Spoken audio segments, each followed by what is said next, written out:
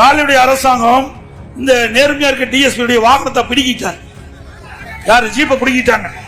இப்படி நேர்மையான அதிகாரி எல்லாம் இப்படி கேவலப்படுத்தி அசிங்கப்படுத்தினா அவங்க எப்படி மக்கள் பணி செய்வாங்க? மக்களை எப்படி பாதுகாப்பாங்க? நாட்டை எப்படி பாதுகாப்பாங்க?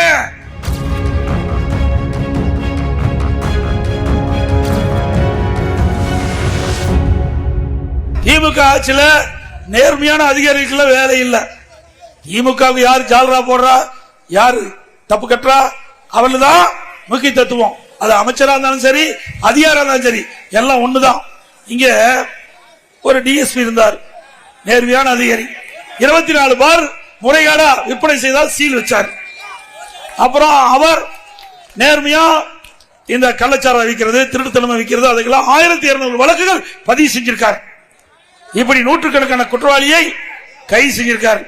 இன்றைக்கு இந்த ஸ்டாலினுடைய அரசாங்கம் இந்த நேர்மையா இருக்க டிஎஸ்பி வாகனத்தை பிடிக்கிட்டார். யாரு? ஜீப்பை பிடிக்கிட்டாங்க. போதைப் பொருள் ஒழிப்புங்கிறார், கள்ள மது ஒழிக்கிற. எப்படி ஒழிக்க முடியும்? இப்படி நேர்மையான அதிகாரி எல்லாம் இப்படி கேவலப்படுத்தி அசிங்கப்படுத்தினா அவங்க எப்படி மக்கள் பணி செய்வாங்க? மக்களை எப்படி பாதுகாப்பாங்க? நாட்டை எப்படி பாதுகாப்பாங்க?